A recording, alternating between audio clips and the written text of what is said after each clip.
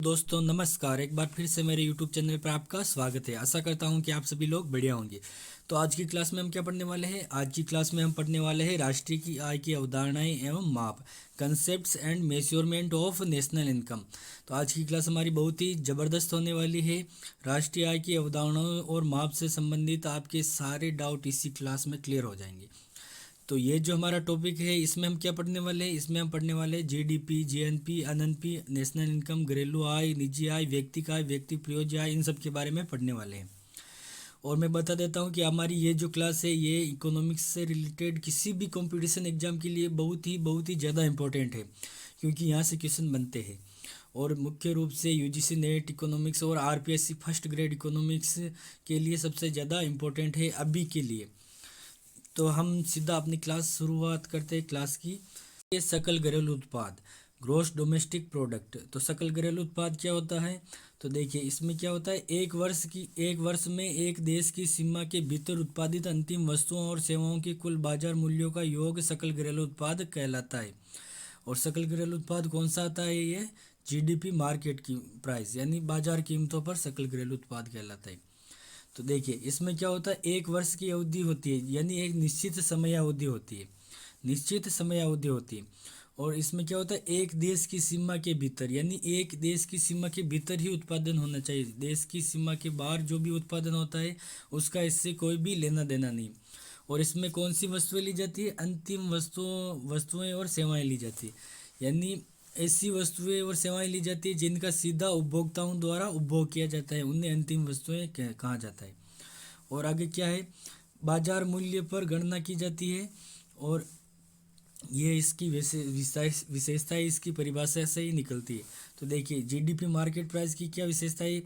केवल एक देश की सीमा में ही उत्पादन होता है, भले ही साधन देश के हो या विदेशी। यानी जैसे ये हमारा देश है भारत, ये हमारा देश है इंडिया, तो इस देश की सीमा के भीतर उत्पादन होना चाहिए, भले ही उत्पादन करने वाले भारतीय हो या कोई विदेशी हो। दूसरा है, देश के साधन विदेशों में उत्पादन करे उसे शामिल नहीं किया जाता है। जब कोई भारतीय विदेश जाकर, जैसे यूएसए गया, यूएसए यूएसए जाकर यहाँ पर कोई भी कमाई करता है तो उसको इसमें शामिल नहीं किया जाता है। अब देखिए हमारी तीसरी विशेषता क्या है, सभी वस्तुओं का मूल्य नहीं, केवल अंतिम वस्तुओं का मूल्य शामिल किया जाता है। यानी ऐसी वस्तुओं का मूल्य शामिल किया जाता है जिनका सीधा उपभोग किया जाता है, और ऐसी वस्तुओं को शामिल नहीं किया जाता है जिनका उपयोग दूसरी वस्तुओं के उत्पादन में किया जाता है। जैसे कपास है, तो कपास का मूल्य शामिल नहीं किया जाता है, कपास का मूल्य शामिल नहीं किया जाता है, क्योंकि कपास से क्या बनेगा? कपड़ा बनेगा, तो इस कपड़े का मूल्य शामिल किया जाएगा। तो कपास का जो भी मूल्य है वो कपड़े में वैसे ही आ जाएगा। अब हमारी चौथी विशेषता क्या है? निश्चित समयावधि होती है। और इसमें देखिए 2015 से भारत में जीडीपी निकालने के लिए जीवीए को ज्ञात किया जाता है। देखिए 2015 से भारत में जीडीपी कैसे ज्ञात की जाती है? जी जीवीए मेथड से, ग्रोस वैल्यू एडेड, यानी प्रत्येक स्तर पर सकल मूल्य समृद्धि ज्ञात की जाती है। यानी उत्पादन की अलग अलग स्टेप होती है, पहली स्टेप, दूसरी स्टेप, तीसरी स्टेप। तो पहली स्टेप से दूसरी, दूसरी से तीसरी, एक से एक आगे बढ़ते जाते हैं स्टेप। तो जैसे जैसे अंतिम वस्तु की ओर बढ़ते जाते हैं तो प्रत्येक स्तर पर हमारी कुछ न कुछ मूल्य वृद्धि होती।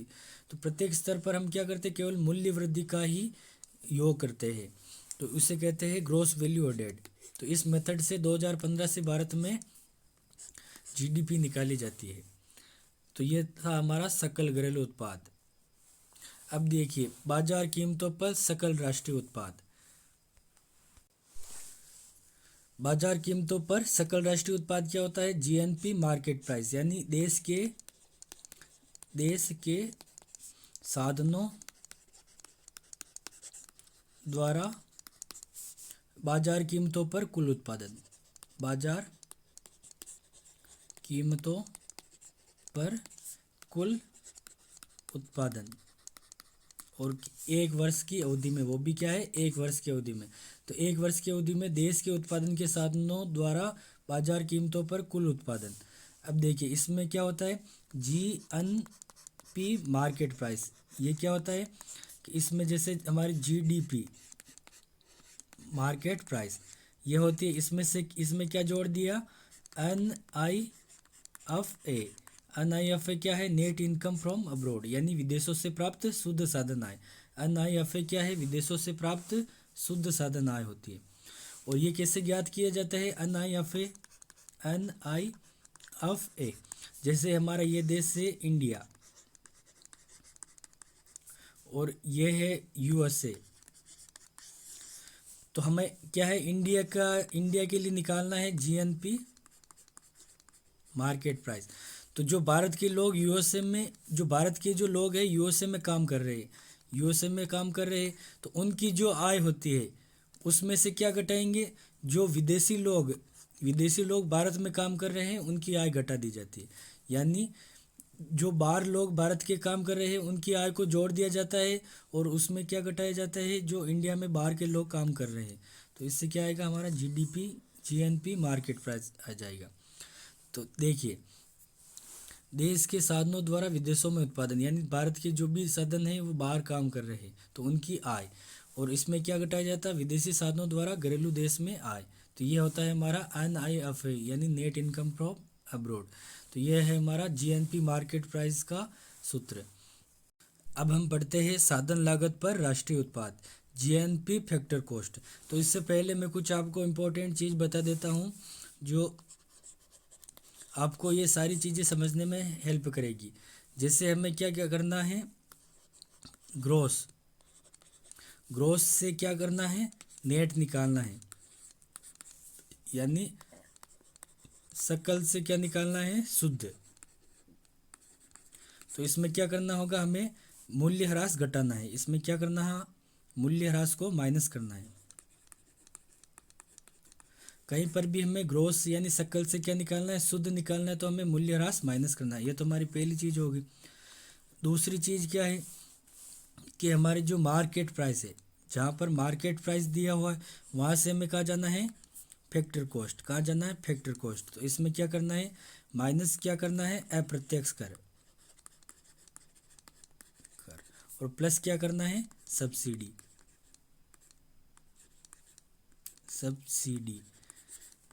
तो मार्केट प्राइस से फैक्टर कॉस्ट जानने के लिए अप्रत्यक्ष कर को माइनस करेंगे और प्लस क्या करेंगे, सब्सिडी। ये हमारा दूसरा पॉइंट है। और तीसरा पॉइंट क्या है, जो डोमेस्टिक होता है यानी घरेलू, वहां से कहा जाना है नेशनल।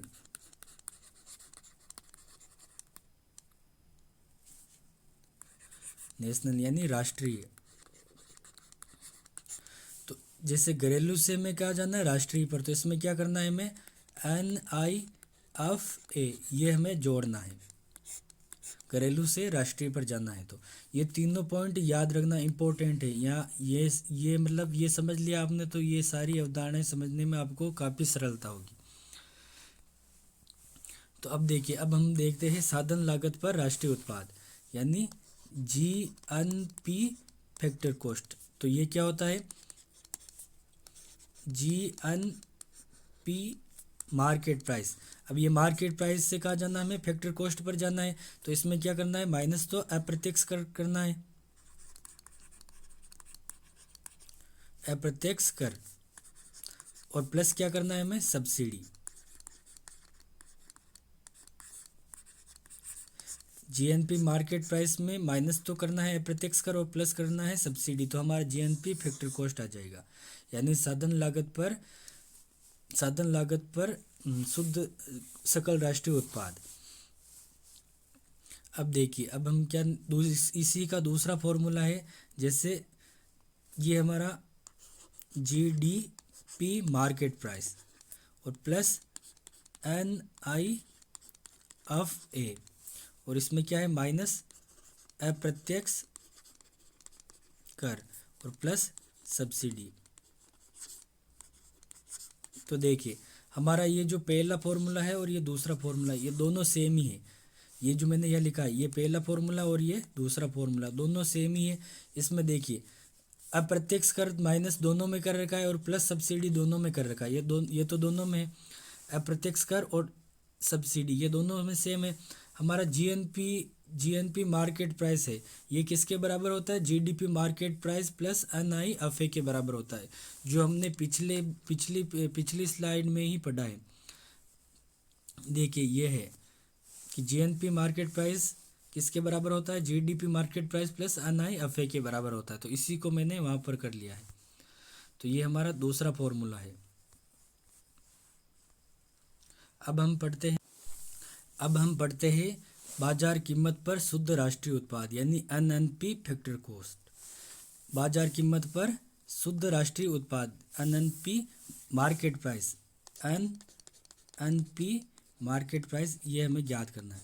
तो देखिए एनएनपी मार्केट प्राइस किसके बराबर होता है? GNP market price. ये देखिए, और इसमें से क्या करना है? मूल्य ह्रास घटाना है। तो हमें क्या, ये देखिए जो ग्रोस है, ग्रोस से हमें कहाँ जाना है? नेट पर जाना है। ग्रोस से हमें कहाँ जाना है? नेट पर। तो क्या करना होगा? हमें मूल्य ह्रास को घटाना होगा, तो हमारा सकल से शुद्ध आ जाएगा। तो हमारा ये तो पहला फॉर्मूला हो गया। अब पहले से ही हमारा क्या निकला? दूसरा फॉर्मूला। पहले फॉर्मूले से ही हमारा दूसरा निकला। अब देखिए यहाँ पर जो हमारा जीडीपी मार्केट प्राइस प्लस एनआईएफए, ये किसके बराबर होगा? जीएनपी मार्केट प्राइस के बराबर होगा। जीएनपी मार्केट प्राइस क्या होता है? जीडीपी मार्केट प्राइस प्लस एनआईएफए होता है। तो ये दोनों तो इसके बराबर हो गए, और माइनस इसमें क्या कर दिया? मूल्य ह्रास। तो ये हमारा दूसरा फॉर्मूला। अब हमारा तीसरा फॉर्मूला क्या है? तीसरा फॉर्मूला हम समझते हैं। तो हमें क्या निकालना है? NNP market price. तो ये जैसे पहला फॉर्मूला था हमारा जीएनपी मार्केट प्राइस माइनस मूल्य ह्रास है, ठीक। तो अब देखिए जीएनपी मार्केट प्राइस और किसके बराबर हो सकता है वो देखना है हमें। तो देखिए एक तो हमारा है जैसे जीएनपी मार्केट प्राइस, और एक होता है हमारा जीएनपी फैक्टर कॉस्ट। तो देखिए जीएनपी मार्केट प्राइस से हमें क्या करना है? फैक्टर कॉस्ट निकालना है। तो हमें क्या करना है? माइनस तो अप्रत्यक्ष कर करना है, और प्लस क्या करना है? सब्सिडी करनी है। माइनस अप्रत्यक्ष कर, जीएनपी मार्केट प्राइस से फैक्टर कॉस्ट जानने के लिए अप्रत्यक्ष कर माइनस करना है, और सब्सिडी को हमें जोड़ना है। और हमें फैक्टर कॉस्ट से कहाँ जाना है? मार्केट प्राइस पर। फैक्टर कॉस्ट से मार्केट प्राइस पर जाना है। तो इसमें क्या करना होगा? अप्रत्यक्ष कर तो हमें जोड़ना होगा, अप्रत्यक्ष कर हमें जोड़ना होगा, और माइनस क्या करनी होगी? सब्सिडी करनी होगी। तो इस सूत्र में हमें क्या करना है? इस सूत्र में हमें फैक्टर कॉस्ट से कहाँ जाना है? मार्केट प्राइस पर। ये जो हमारा फैक्टर कॉस्ट वाला सूत्र है, इससे कहाँ पर जाना है हमें? मार्केट प्राइस पर। तो देखिए ये हमारा जीएनपी फैक्टर कॉस्ट है, तो इससे हम कहाँ जाएंगे? GNP market price. कहाँ जाएंगे? GNP market price. तो इसमें क्या होगा? जी फैक्ट्री कोड से मार्केट प्राइस पर जाने के लिए अप्रत्यक्ष कर जोड़ना होगा और माइनस सब्सिडी करनी होगी। तो ये किसके बराबर होगा? GNP market price. तो ये तीनों मिलाकर, ये जो हमारे हैं ये तीनों मिलाकर किसके बराबर होता है? जीएनपी मार्केट प्राइस के। और इसमें और क्या घटाना है? मूल्य ह्रास। तो ये मूल्य ह्रास वापस घटा दिया। तो ये हमारा इस प्रकार तीसरा सूत्र आया है। अब देखिए अब हम समझते हैं साधन लागत पर शुद्ध राष्ट्रीय उत्पाद यानी एनएनपी फैक्टर कॉस्ट। साधन लागत पर शुद्ध राष्ट्रीय उत्पाद, इसी को हम क्या कहते हैं? राष्ट्रीय आय। जो साधन लागत पर शुद्ध राष्ट्रीय उत्पाद होता है उससे ही हम क्या कहते हैं? राष्ट्रीय आय। तो हमारा पहला सूत्र क्या है एनएनपी फैक्टर कॉस्ट का? कि एनएनपी मार्केट प्राइस। अब देखिए यहाँ पर क्या है? मार्केट प्राइस, तो बाजार कीमत पर शुद्ध राष्ट्रीय उत्पाद। इससे हमें क्या जानना है? साधन लागत पर तो हमें क्या करना है? अप्रत्यक्ष कर को घटाना है और सब्सिडी को जोड़ना है। ये तो हमारा पहला सूत्र हो गया कि मार्केट प्राइस से फैक्ट्री कॉस्ट पर गए तो अप्रत्यक्ष कर को घटाए और सब्सिडी को जोड़ा। अब देखिए हमारे दूसरे सूत्र में क्या है कि एनएनपी मार्केट प्राइस, इसी की जगह हमने क्या लिख लिया? जीएनपी मार्केट प्राइस, और इसमें से मूल्य ह्रास घटा दिया। ये देखिए इसमें क्या है हमारा? ये ग्रोस है, ग्रोस है, और इसमें क्या है हमारा? ये नेट है। तो इसीलिए ग्रोस में हमने क्या किया? मूल्य ह्रास घटाया, तो ये हमारा नेट के बराबर ही होगा। तो इसकी जगह ये दोनों होंगे। बाकी माइनस अप्रत्यक्ष कर और प्लस सब्सिडी इसमें भी आ गया। तो इस प्रकार ये हमारे दो फॉर्मूले हो गए। अब देखिए अब हमारा तीसरा सूत्र क्या है? ये हमारा तीसरा सूत्र है। इसमें क्या है कि जीडीपी मार्केट प्राइस और प्लस एनआईएफए, ये किसके बराबर है? जीएनपी मार्केट प्राइस के बराबर ही है। कि ये हमें क्या है? जैसे ये हमारा डोमेस्टिक है, डोमेस्टिक से हम कहाँ गए? नेशनल पर गए। डोमेस्टिक से हम कहाँ गए, नेशनल पर गए, तो हमने क्या किया, NIFA जोड़ दिया। बाकी सेम वैसा का वैसा ही मूल्यह्रास को घटा दिया, माइनस अप्रत्यक्ष कर और प्लस सब्सिडी कर दिया। तो ये हमारा सेम वैसा का वैसे इसी सूत्र के समान है। तो ये इस प्रकार हमारा राष्ट्रीय आय का सूत्र बनता है। जो हमारा साधन लागत पर शुद्ध राष्ट्रीय उत्पाद होता है उसे हम क्या कहते हैं, राष्ट्रीय आय कहते हैं। तो देखिए मैं आपको पूरी प्रोसेस एक बार फिर से वापस समझा देता हूँ कि सबसे पहला हमारा क्या होता है, GDP मार्केट प्राइस होता है। इसमें हम क्या करेंगे, NIFA जोड़ देंगे, तो ये हमारा क्या आ जाएगा, ये हमारा हो जाएगा GNP आ जाएगा, GNP मार्केट प्राइस आ जाएगा, GNP मार्केट प्राइस आ जाएगा। अब इसमें क्या करना है, इसमें हम करना है माइनस मूल्य ह्रास कर देंगे, माइनस मूल्य ह्रास कर देंगे। तो ये हमारा क्या आ जाएगा, मूल्य ह्रास करेंगे माइनस, तो ग्रोस से हमारा क्या आ जाएगा, नेट आ जाएगा।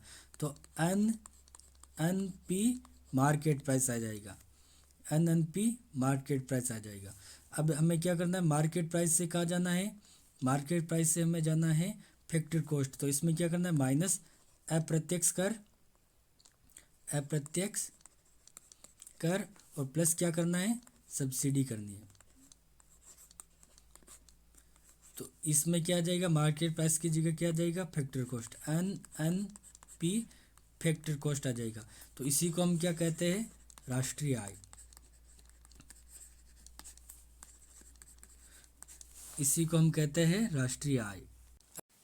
अब देखिए राष्ट्रीय आय की कुछ विशेषताएं और परिभाषा देख लेते हैं कि एक राष्ट्र की एक वर्ष में आर्थिक क्रियाओं के फलस्वरूप उत्पादित अंतिम वस्तुओं सेवाओं के मौद्रिक मूल्य के योग से होता है।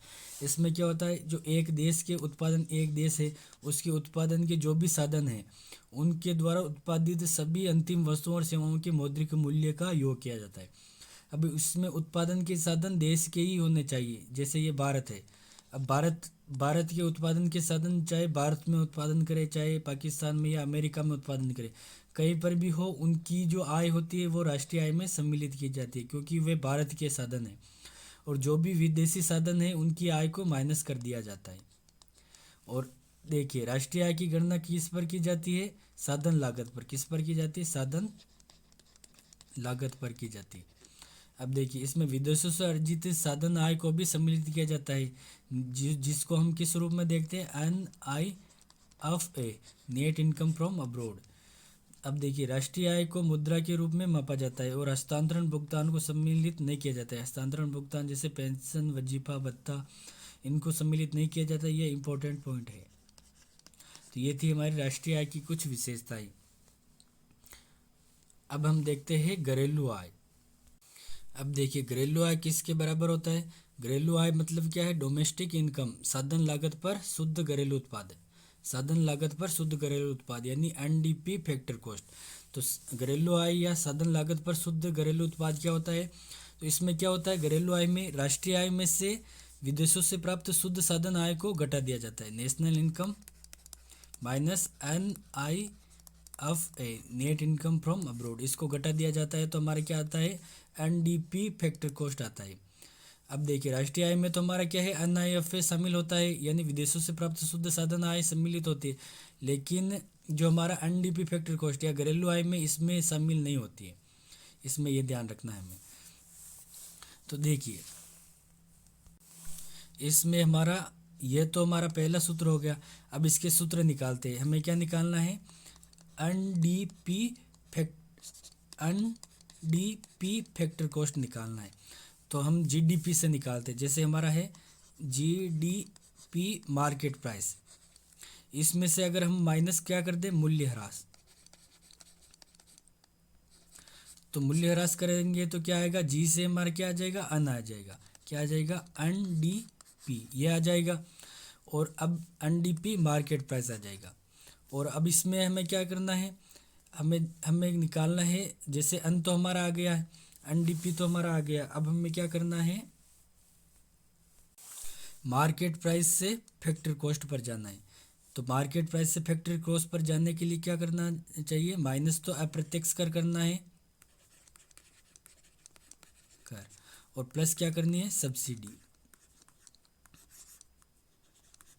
तो हमारा क्या आ जाएगा एनडीपी, ये मार्केट प्राइस से कहा जाएगा फैक्टर कॉस्ट पर। तो ये हमारा सूत्र बन गया है। देखिए मैं एक बार आपको वापस बता देता हूँ। जैसे हमारा जीडीपी मार्केट प्राइस है, इसमें से हमने क्या किया, मूल्य ह्रास घटाया, तो क्या आएगा एनडीपी मार्केट प्राइस आ जाएगा। ग्रोस से हमारा क्या आ जाएगा, ग्रोस से हमारा आ जाएगा नेट। तो ये किस पर है, मार्केट प्राइस पर। हमें क्या करना है, एनडीपी फैक्टर कॉस्ट ज्ञात करना है। तो फैक्टर कॉस्ट के लिए हमें क्या करना है, माइनस तो अप्रत्यक्ष कर करना है और प्लस में क्या करना है, सब्सिडी।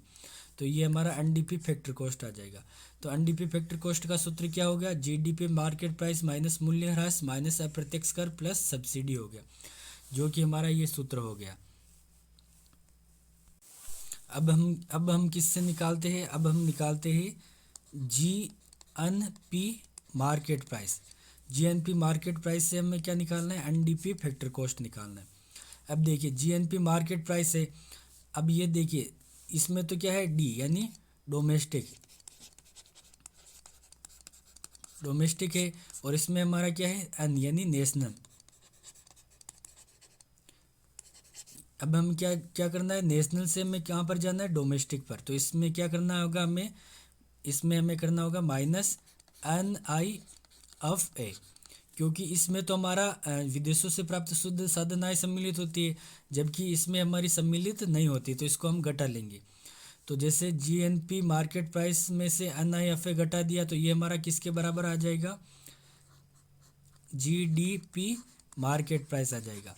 अब देखिए जीडीपी मार्केट प्राइस आ जाएगा, तो जीडीपी मार्केट प्राइस से कैसे निकालेंगे, तो आगे वाले तो सारे हमारे ये आ जाएंगे, माइनस मूल्य ह्रास करेंगे, माइनस अप्रत्यक्ष कर और प्लस सब्सिडी करेंगे। तो देखिए ये हमारा सूत्र बन गया है कि हमारा जीडीपी मार्केट प्राइस की जगह हमने क्या लिख दिया, जीएनपी मार्केट प्राइस माइनस मूल्य ह्रास लिख दिया और माइनस एनआईएफए लिख दिया, और आगे क्या है, माइनस मूल्य ह्रास माइनस अप्रत्यक्ष कर और प्लस सब्सिडी, सेम वैसे के वैसे आ गए।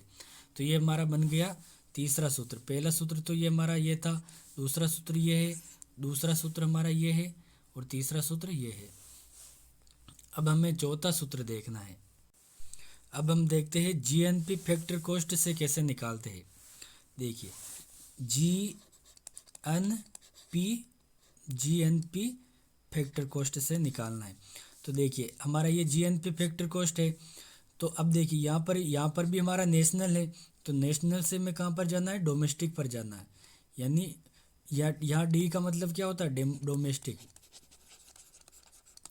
यानी घरेलू, और यहाँ पर नेशनल यानी राष्ट्रीय। अब राष्ट्रीय से हमें कहाँ जाना है, घरेलू पर जाना है, तो हमें क्या करना है, माइनस में करना होगा एन आई एफ ए। तो ये हमारा क्या आ जाएगा, ये हमारा आ जाएगा जीडीपी फैक्टर कॉस्ट आ जाएगा, जीडीपी फैक्टर कॉस्ट आ जाएगा। अब ये हमारा क्या है, जीडीपी, ये हमारा क्या है, ग्रोस है। हमें क्या करना है, एनडीपी निकालना है फैक्टर कॉस्ट पर। तो ये हमारा ग्रोस से हमें क्या करना है, हमें नेट निकालना है। जी से हमें क्या करना है, अन करना है। तो ग्रोस से नेट निकालने के लिए हमें क्या करना पड़ता है, माइनस मूल्य ह्रास करना पड़ता है, मूल्य ह्रास। तो हमारा ग्रोस से क्या हो जाएगा, नेट हो जाएगा, तो एनडीपी फैक्टर कॉस्ट हो जाएगा। तो देखिए जीएनपी से हमने कैसे निकालना, जीएनपी से निकालने के लिए, जीएनपी से निकालने के लिए हमें क्या करना है, जीएनपी फैक्टर कॉस्ट से निकालने के लिए हमें माइनस एनआईएफए किया और माइनस मूल्य ह्रास किया। तो ये हमारा बना चौथा सूत्र, जो मैंने यहाँ पर लिखा है, ये हमारा चौथा सूत्र है जो लास्ट में लिखा है। तो इस प्रकार हमारे ये इसके तीनों सूत्र पूरे हुए। अब हम क्या पढ़ते हैं, निजी आय। निजी आय यानी पर्सनल इनकम। तो हमारी जो निजी आय होती है, इसकी गणना हम किससे निकालेंगे, राष्ट्रीय आय से निकालेंगे।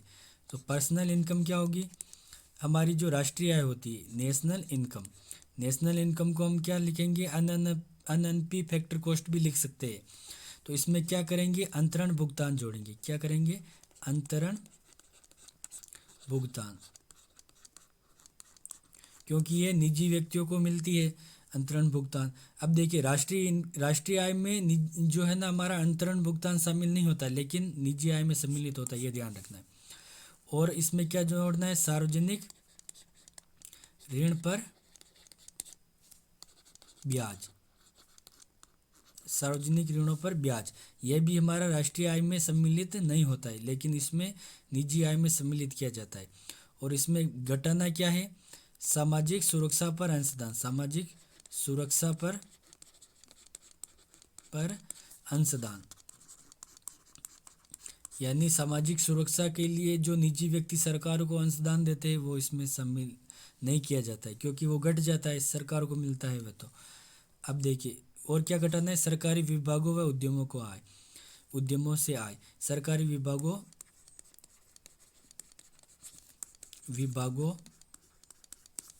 व उद्यमों से आय, ये भी सरकार को मिलती है, इसलिए इसको घटा दिया जाता है।